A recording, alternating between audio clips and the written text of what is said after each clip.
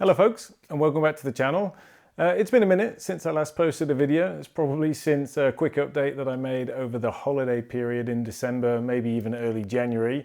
Personal life, sim racing life, and just things in general have got a little busy over the last 5 to 6 months. Not least in the sim racing world because of the Crown Racing series that I'm supporting. We're 3 rounds in. It's been a great league so far. I've been really enjoying playing the role of lead commissioner for that and just being a fan and watching the races. We've got 3 races to go in the season and it's looking like it's going to be a fairly tight finish at the top of the championship. So I'll stick a link to the channel for CRS, the YouTube channel. You can catch the live broadcast, and also to the website where you can catch up on past races. Now, in terms of this video, I wanted to come back to the 4K triples setup, which I've been running now for best part of a year and a bit. I started out with a 4090. I started out with an original set of Alienware 4K triples.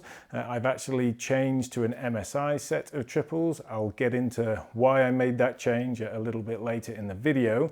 But there's been quite a lot that I've learned over the last year and a half around how to optimize the setup. I've learned quite a bit about DisplayPort 2.1 standards, which I didn't know when I initially set up my triples.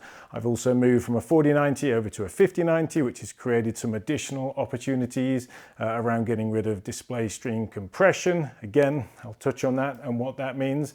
And just in general, I found another few alternate ways to optimize my system just to support the 4K triples and get the most out of them. Now, even if you're not running triple 4K, you're running 1080p or even 1440p triples, a lot of the optimizations in this video should still help with stability for your system as well. They become extra important when you're running triple 4Ks just because of the amount of pixels that you end up pushing, but especially if you're not running the top end hardware and you're running 1440p, a lot of these optimizations will be just as useful for your setup as well. So to kick off, let's just get right back to basics and chat through some of the hardware requirements that you're going to need to look at if you want to push 4K triples today. So let's start with the obvious, the GPU or the graphics card. To be honest, if you want to run 4K triples today, I'd recommend you really only look at 2 of the NVIDIA GPUs currently on the market, the 5080 or ideally the 5090. Now, from a bandwidth perspective, both of them are the same, and so they'll be able to comfortably run triple 4K, so that's great.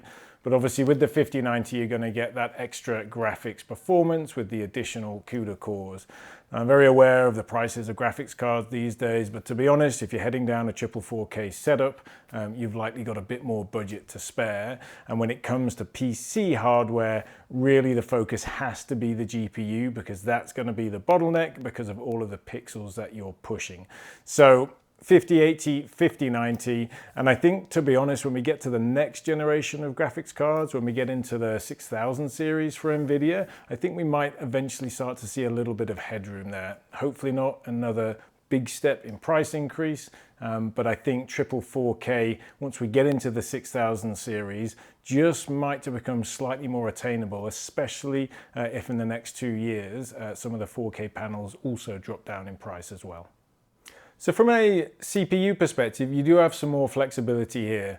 I've been running AMD X3D CPUs for probably the best part of 4 or 5 years now, and they've been extremely reliable. They're fantastic for simulation games, certainly for sim racing. So that would always be my recommended first port of call. And there's a different set of price ranges across the X3D chips. And to be honest, from the 7000 to the 9000 X3D chips from AMD, I think any of those will do a really good job. Just because you're pushing more pixels doesn't necessarily mean you're going to push more CPU requirements. So if you are looking to save a little bit, it could be on the CPU.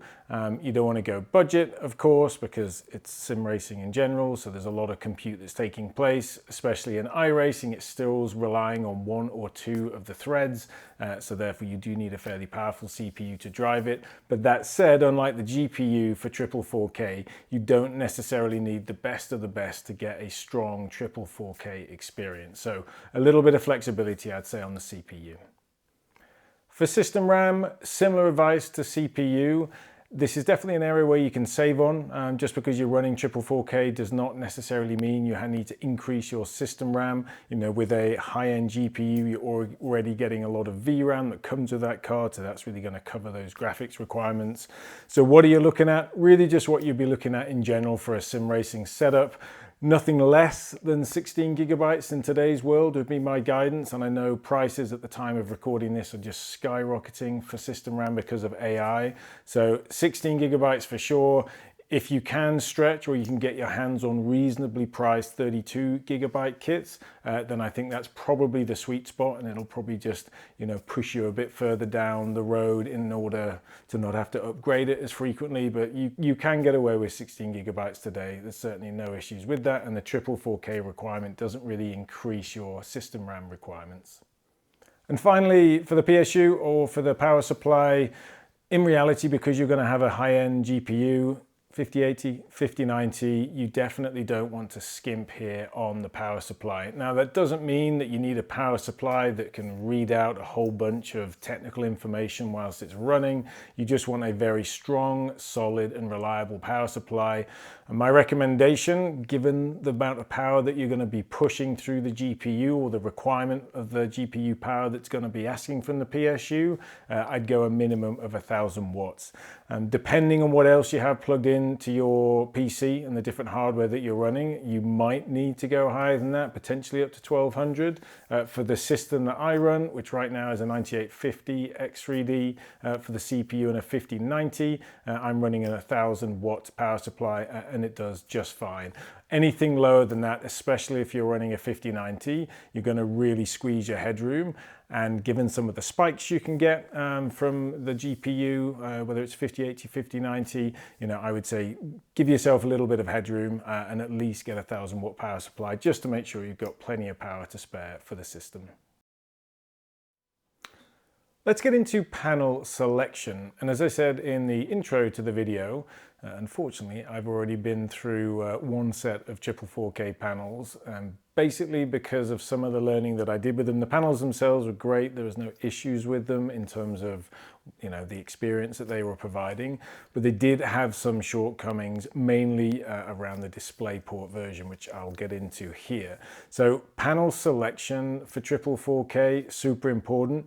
It's important for any set of monitors, I think, but I think because of the bandwidth requirements that 4K drives, especially if you've got 3 of them, then having a really good understanding of the exact specs of the monitor, what's the bandwidth that it can provide, what is the DisplayPort version, how does that work with your GPU. Unfortunately, this is all stuff you really need to get close to and understand. Otherwise, like I did, it's easy to make a mistake and get a great set of triple 4K panels, only to realize further down the line that they're not as optimized as they could be. So the first thing I want to take us through, and I'll try not to get too technical, but it's the DisplayPort version. If you're running a 5080, 5090, or indeed any 50 series NVIDIA GPU, the GPU is running DisplayPort version 2.1. Great. If you're not running 4K screens, this doesn't really matter because the prior DisplayPort version 1.4 can do just fine. But DisplayPort 2.1 increases the bandwidth that can be sent from the GPU to the monitor, as long as the monitor also is DisplayPort 2.1 and as long as the cables connecting them can support the bandwidth requirements as well. So you'd think it would be simple. If your GPU is DisplayPort 2.1, you get a monitor that's DisplayPort 2.1, you get cables that are DisplayPort 2.1, you plug it all in and it's good to go. And the answer to that is it might be. It might be the right setup that you have. But let me take you through how this can quickly fall apart. And it's a real frustration I have with a lot of standards these days around ports and monitors and on cables, just sort of the lack of clarity and the standards within the standards, which can make things overly complex unless you spend a bit of time to learn about them. So DisplayPort 2.1 has the ability to have much higher bandwidth, all the way up to 20 gigabytes uncompressed signal through the cable. That's great. However, you can still get a monitor and a cable certified as 2.1 DisplayPort, but not have that maximum bandwidth used. I think you have, it's called UHBR, That's the acronym, which is what the bandwidth of that DisplayPort 2.1 is. UHBR20 is the top and the maximum, but there's two others UHBR ratings within that. I think one is 10 and one might be 13.5. So again, if you're not running 4K panels, nothing to worry about.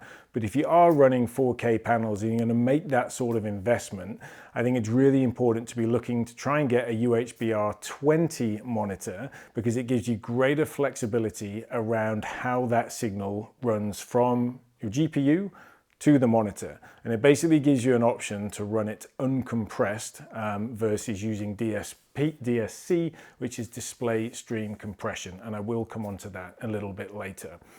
But in short, do the research on the panel. First of all, make sure it's DisplayPort 2.1. That's really key. And then ideally, if you can find one within the price range with the other criteria that you like about the monitor, see if you can find one which is also UHBR20, which means it's making complete use of the bandwidth available for DisplayPort 2.1 and just helps. Future-proof is not really true. Nothing is future-proof with technology these days, but it will give you greater flexibility down the road because you're making the maximum use of the bandwidth for that DisplayPort 2.1 standard. And the GPU, if it's a 5080 or a 5090, does also support that UHBR20 bandwidth.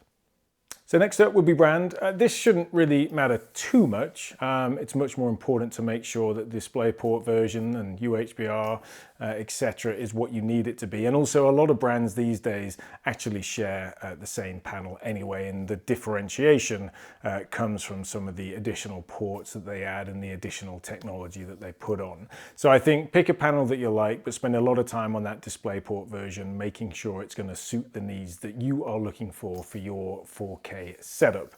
Now, just to kind of bring that to life a little bit, back when I had the 4090 and I first installed the triple 4K setup, I bought a set of Alienware monitors and I had DisplayPort 1.4 at the GPU and at the monitors at the time, so that kind of matched and was no big deal.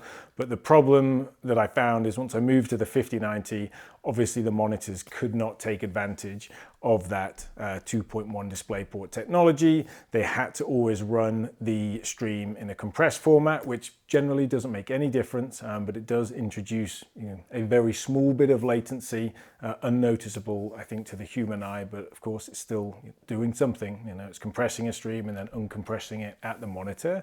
So make sure that the brand is what you like, whether it's curved, whether it's flat. Again, I think that's purely personal preference.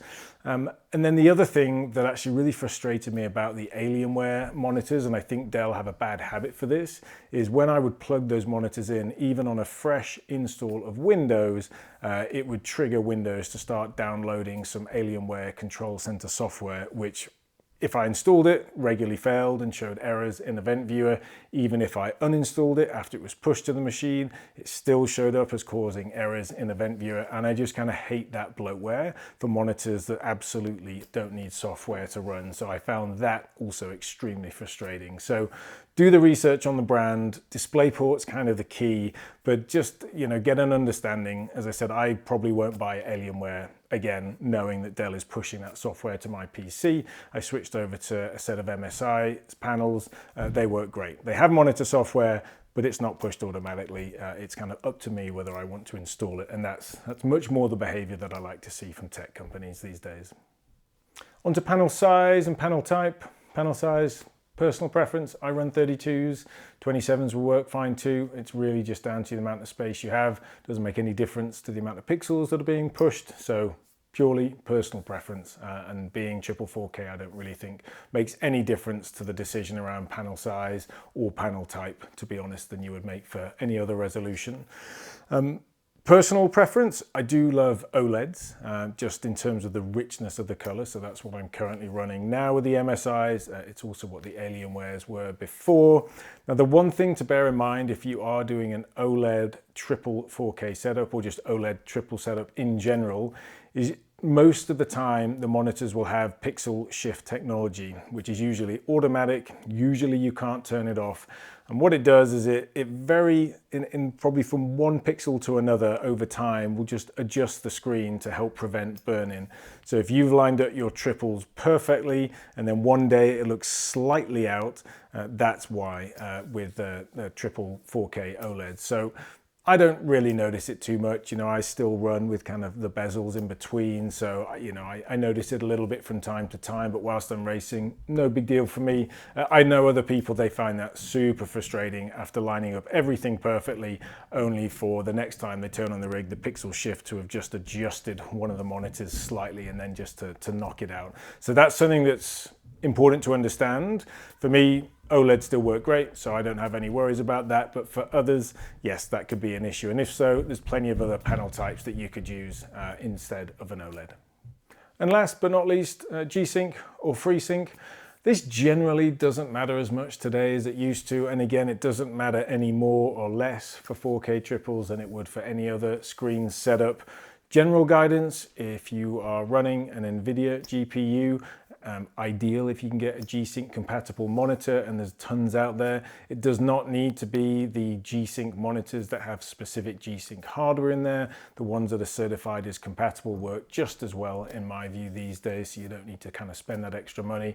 And even if you do have a FreeSync monitor, a lot of those will still work with G-Sync technology. So it is worth doing a bit of research. When I looked at swapping out the Alienwares for the MSI, I did specifically look for panels that were G-Sync compatible, just to make sure that the variable refresh rate technology worked as smoothly as possible. But again, do your research, and if you are going to cross-match and have a FreeSync monitor paired with a G-Sync GPU, just do a little bit of work just to make sure that that compatibility is going to work okay and you're not going to lose that functionality for variable refresh rate by doing that cross-matching. Next up is cables. The advice here is very similar to the DisplayPort 2.1 advice that we talked through earlier, but I will just go through it. When you spend all that money on the graphics card and you spend more money on triple 4K monitors, the last thing you want to have happen is you buy some subpar cables that are not rated for the bandwidth that you require, and then you just can't run the setup that you're hoping to. So don't skimp on cables. Ideally, get certified cables where you can. They tend to be a bit more expensive, but we're talking in the region of dollars. So, given the amount that you spend on the other aspects of your rig, I personally think it's a small price to pay to make sure you've got that stability and optimization. But what are you looking for in general? Almost certainly you'll be running DisplayPort cables. If you're running triple 4K, as I said, ideally you're running the DisplayPort 2.1 standard. So that's your starting point for the cables, is DisplayPort 2.1 rated cables. But just like the monitor, there is a UHBR rating as well. So my guidance would be whatever UHBR rating your monitor is, make sure that the cables match that or exceed it. Of course, exceeding it is not going to be a problem. So for me, my MSI monitors have a UHBR rating of 20 on DisplayPort 2.1. So I have 3 cables that are certified to run DisplayPort 2.1 at UHBR 20. Now the only challenge with that current standard, because it really is the bleeding edge of, I guess, DisplayPort 2.1 technology, is you don't tend to be able to get very long cables for that. My rig is relatively close to my PC tower, and I think I've got one cable that's 1 meter and the other 2 are 1.5 meters. I don't think I was able to find a certified cable at UHBR 20 beyond 1.5 meters. Maybe there was a 2 meter out there, I'm not sure. But that's the only other thing to think about, is be careful or be wary of extremely long DisplayPort cables unless you are sure they are certified to meet that DisplayPort standard, 2.1 and whatever UHBR rating you're looking for. Otherwise, you just can't guarantee that you're going to get a strong signal from the PC to the monitor. So that's super important to pay attention to. So I talked a little bit earlier about DSC or signal compression, and that actually stands for display stream compression. Now this came about, I think, with DisplayPort 1.4 technology when we started to see 4K screens back then, and that's because you needed to compress that 4K signal in order to basically get it to the monitor based on the current bandwidth, the maximum bandwidth for the DisplayPort 1.4 standard. Now DisplayPort 2.1 gets rid of that issue so long as you have the right monitor, the right cable, and the GPU is also DisplayPort 2.1. So you are actually able to run a 4K signal without uncompressed, basically. So you don't have to use this DSC technology for a single screen or for triple screens. So just to give you a bit of background on my setup right now, the 3 MSI monitors that I have will run 4K at 240 Hertz. I never feel the need to run my monitors at their max refresh rate. 120 Hertz is fine. There's very little difference in input lag based on the testing that I've seen done online. So I run all 3 of my monitors at 120 Hertz, and I also run them without DSC. Now, why run with DSC or why run without DSC? Is it something you really need to pay attention to? The short answer is probably no. This display stream compression technology has been around for a while. It's very mature. It probably introduces a very tiny bit of latency because, of course, that 4K signal is getting compressed and then it's getting uncompressed at the monitor. But I have never noticed that when I was running before using DSC. I don't really notice any difference now to running without it. However, if you are looking for the ultimate stability, the only reason DSC existed was to resolve a problem where the bandwidth requirements of 4K were greater than the cable and the technology could handle at the time. So from my perspective, if you don't need to compress that 4K signal, then why would you? It could potentially introduce another area of complexity or failure, however mature that technology is. So I run my current setup without DSC, which is great. Do I notice any real difference from running with DSC before? No, honestly, I don't. But I really like the option to be able to turn it off and know that the hardware can support that uncompressed signal from GPU all the way to the monitor. Again, just super important, if you want to run that way, or you at least just want the option to run without DSC, a couple of things to think about. One, if you're running triple 4K, you need a UHBR20 rated monitor and cables to support that. So the absolute max bandwidth available at that DisplayPort 2.1 standard. Two, you've got to actually be able to turn DSC off at the monitor. I don't believe you can turn DSC off on the PC or on the GPU. It's a monitor controlled technology as to whether it's active or not. The previous Alienware monitors, I had to use DSC, but let's say that I didn't have to use it, or I was using a different setup. Maybe I was running the screens in 1440p. There was no way to turn DSC off on the monitor, so it would have run by default anyway. Again, not necessarily an issue, but what I love about the MSIs is I have that flexibility to turn off DSC, and then I can confirm via CPU-Z, super useful program, that indeed it is running at the max bandwidth requirements, and I'm getting that uncompressed 4K signal. So I don't think for most people display stream compression is something you need to get into in great detail, but if you're running triple 4K, it's super useful to know what it is, why it exists, and then if you want the option to turn it off, and with the latest technology, with the latest cables, with that latest DisplayPort 2.1 standard and UHBR20, you can turn it off and you can get that uncompressed 4K signal to all 3 screens at the same time, which I just love. You know, it might be taking out another point of failure, and anything that can optimize and just create any additional stability for my system, especially when you're running such a high requirement system with triple 4Ks, I think has got to be a good thing. I've just hopped into the rig so I can give you a quick rundown of some of the key settings that I think are important to bear in mind for triple 4K. This isn't going to be exhaustive. A lot of the prior videos that I've done around graphics optimization kind of take this concept of optimization into a lot more detail. But there are a couple of flags that I think if you're just looking at this one video and you're considering triple 4K, or you have them, you want to make the most out of them, yeah, just a few of these settings that I think is worth knowing about and then playing with and seeing if it does improve your experience. First of all, and probably the most obvious one, is going to be display settings. So let me just bring that up for you here. So if I head into display, you can see I've got the triple screens here, and I also do have a fourth screen just above the display. Maybe let's start with that, actually. It is possible for me to plug in all 4 monitors into my GPU, and a lot of modern GPUs do have the ability to run 4 screens at a time.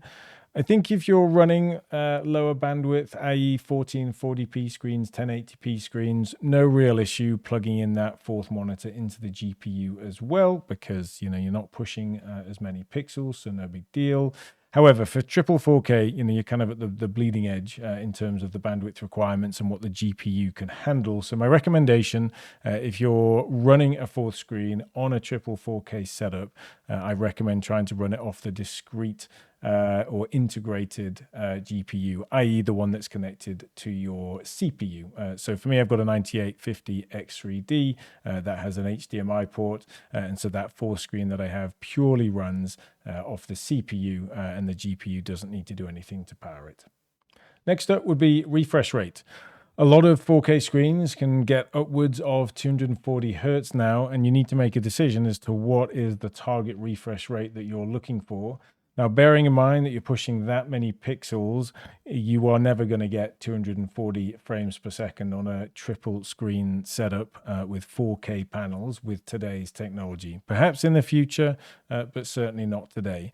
With that in mind, I always reduce for my triples the maximum hertz down to 120. So you can see here we've got display 1, display 2, display 3, and they're all running at just 120 hertz. So that effectively is capping the amount of refreshes that my monitors are going to do to 120. It's also limiting the bandwidth requirements. If you open that up to 240, and you can see here there is an option to do that, then you're just going to create the ability for the GPU to send even more information down an already congested cable to run triple 4K. So my recommendation, if you're running triple 4K, is cap it out at 120, maybe a little bit higher.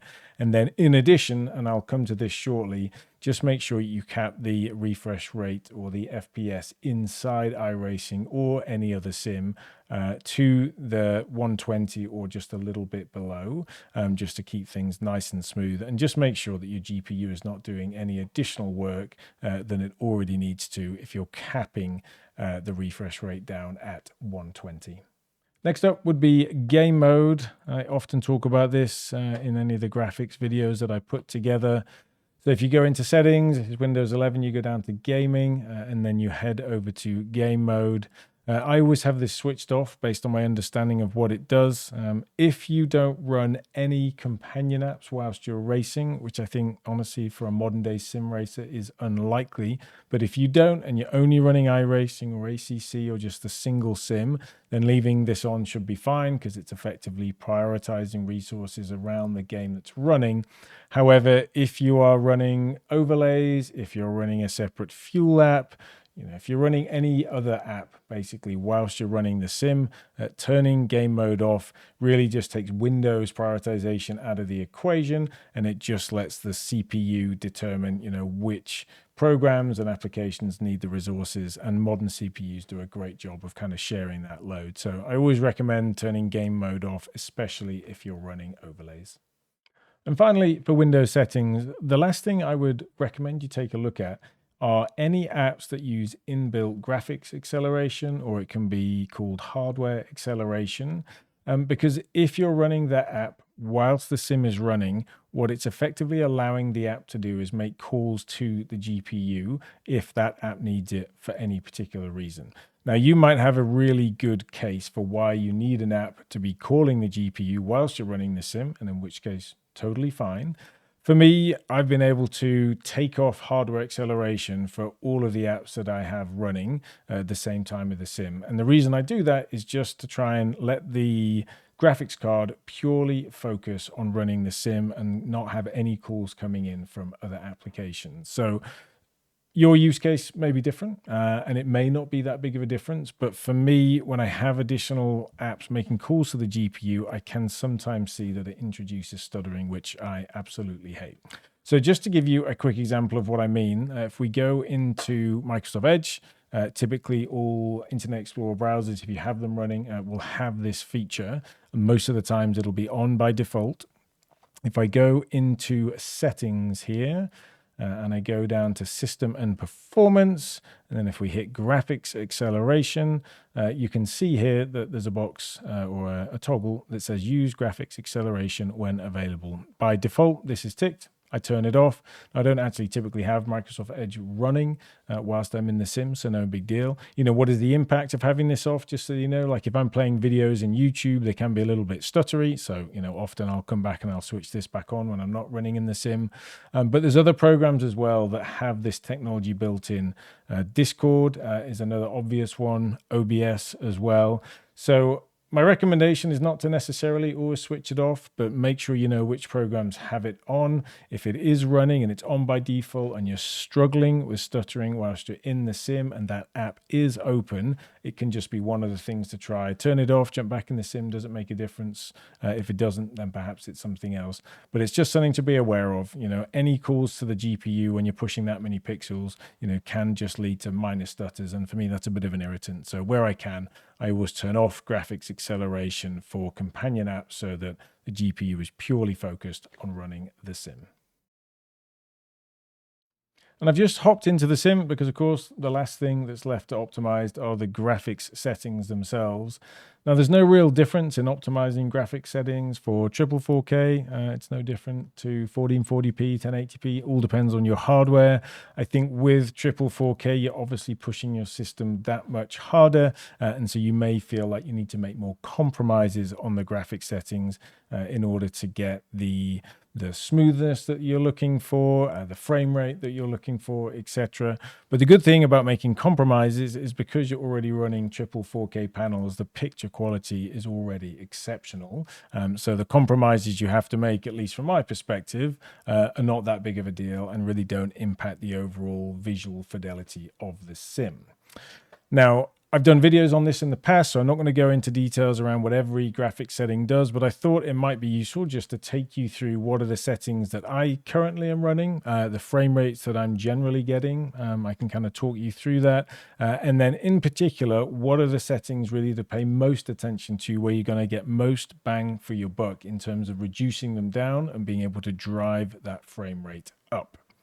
So we've just gone into display settings here. So I'm just going to start going down, into the graphics tab. Here we go. So, I mean, I set it to custom because I like to really just customize all of these details myself.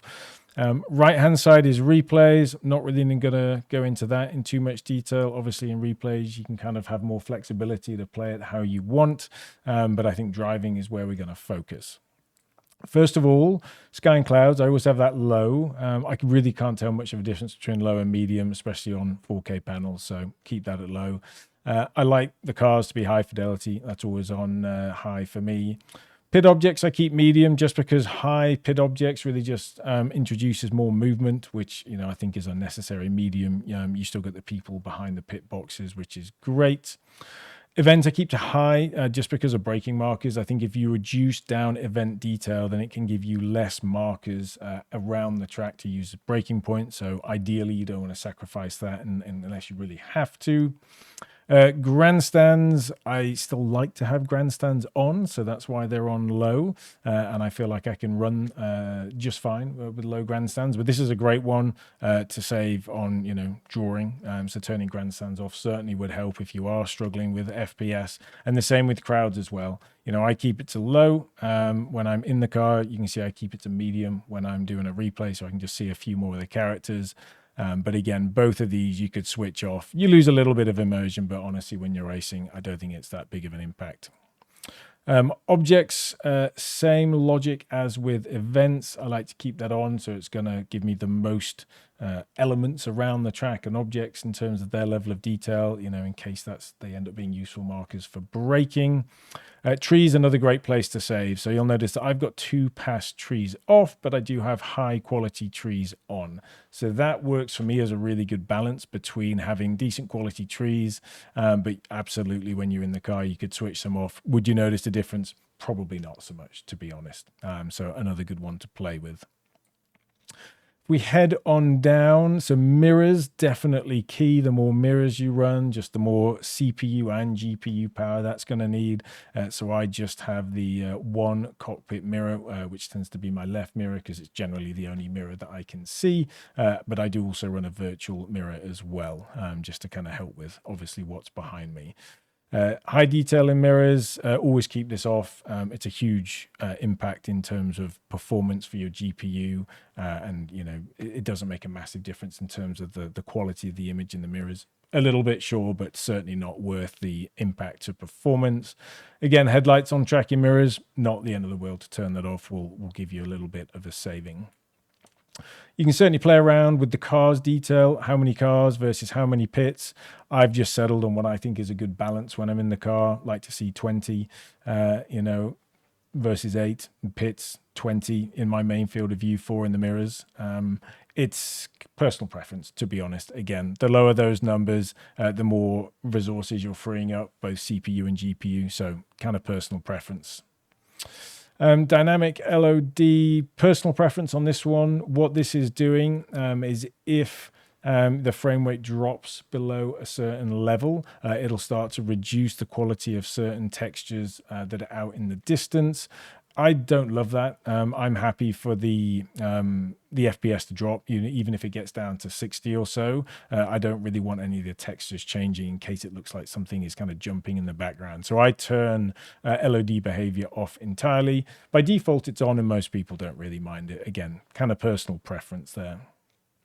HDR, I run HDR screens, so always have that on. I keep shader quality to max because I do want the maximum from the shader with 4K triples, and I think you can get away with that by adjusting other settings and not having to sacrifice on the shader quality. Same logic for particles. I want them to be as realistic as possible, so I keep them on high, I keep them on full resolution, not an area that I like to compromise. But shadows and lighting, I'm still push quite a lot in this space. I keep the shadow maps on, I keep the self-shadowing on, I keep dynamic objects on and night shadow maps. All of these, if they're switched off, will certainly be positive in terms of getting back some FPS. So great ones to play with because really it's just personal preference. How much does the shadows and lighting improve your immersion versus how much of FPS can you recover by turning some of them off? So just a bit of a balance depending on what works for you. And then if we're just going down a little bit further, the post-processing effects, again, I have very little on, just have sharpening on. I've played with sharpening on and off with triple 4K panels. I'm not sure there's a massive difference, but I had a slight preference for having it on, so that's why I've left it on. I don't really recommend putting anything else on in this category, certainly whilst you're in car, just because it's all going to increase the requirement on the GPU. And I think with 4K panels, I don't think you gain too much by these. Feel free to play with them. I recommend, if anything, sharpening on, but that's probably it. Okay, these other effects, this first one is really important. It's important regardless of the resolution that you're running, but screen space reflections, they are great when you have puddles around the track. However, they are a huge resource hog, especially for the GPU. So I always run with this off because whilst it does make puddles and the reflections in puddles look kind of cool, I just don't think it's worth the performance hit that you take with that. I do have it on in replay because less worried about FPS. But yes, kind of a key one to keep off, I'd say, when you're in car. Cube maps are off by default. Leave them off. If you put any numbers in there, it really increases the performance requirements for very little benefit. And then anti-aliasing, this is a really important one. With 4K, you can probably just turn anti-aliasing off entirely if you like, because you already have such crisp visual quality because of the amount of pixels that you're pushing. That said, I've tried a range of different anti-aliasing methods. I think MSAA is the best one in terms of quality and performance, and I still do keep it on just at the 2x. You can see you can go all the way up to 8x. That incrementally increases the demand on the GPU. For me, this is a nice balance where the performance hit isn't too much, but I still have the anti-aliasing on. There's a lot of polygons in iRacing, and this does help to smooth them a little bit, even on a 4K panel. And then there's a range of different filters you can then pick. Neutral is kind of a balanced filter. If you go for simple, that's even less requirements on the GPU. So this is a great space to play. And if you're really struggling with FPS or you just want a higher frame rate, turning anti-aliasing off entirely with 4K panels is definitely an option to take a look at. And finally, frame rate. I do think it's important to limit it. So I have mine capped at 116. The logic there is because my monitors are capped at 120. If I didn't have this limit on, iRacing would just push as many frames as it can, and that's kind of just a waste of GPU resources. So generally, if the track is not too busy and it's not an overly complex track with artwork, I'm hitting around 116, or at least between 100 to 116. In extremely busy race starts, for say an endurance race or when it's raining, obviously this will drop down. And it can get as low as in the 60s and 70s in a particularly complex area of the track. But generally, I only see those low frame rates when I'm in the replay, and I've just got some slightly more higher requirements for the graphics. So important to have this on just so that you're not wasting GPU processing power when you're in the sim. That's going to do it for this one. If you're already running a triple 4K setup, hopefully there's some new information in there. And certainly for me, the learning I've done around DisplayPort standards, bandwidth requirements over the last year has made a big difference in my understanding how to get the most out of triple 4Ks. Sadly meant I needed to jump ship from those original Alienware monitors and move over to MSI, but now I've made the switch, pretty happy to have done so and have a much greater understanding of how that's going to optimize my system and hopefully be the triple setup that I have for a long time to come. If you're considering triple 4K, well, there's a lot to think about it. It's certainly a financial investment because of the requirements that it makes on the PC as well as the hardware for the monitors itself. So there is a lot to think about it. I can tell you the experience is fantastic. You can go triple 4K and you can initially run the screens in 1440p, of course, and then build up the PC hardware to match that triple 4K over time. You don't have to do the big jump all in one go. But it is a setup that I absolutely love, and I would say the 4K OLED screens for me are probably what I enjoy most about my rig. Just fantastic. So thank you for tuning in, and I'll catch you in the next one.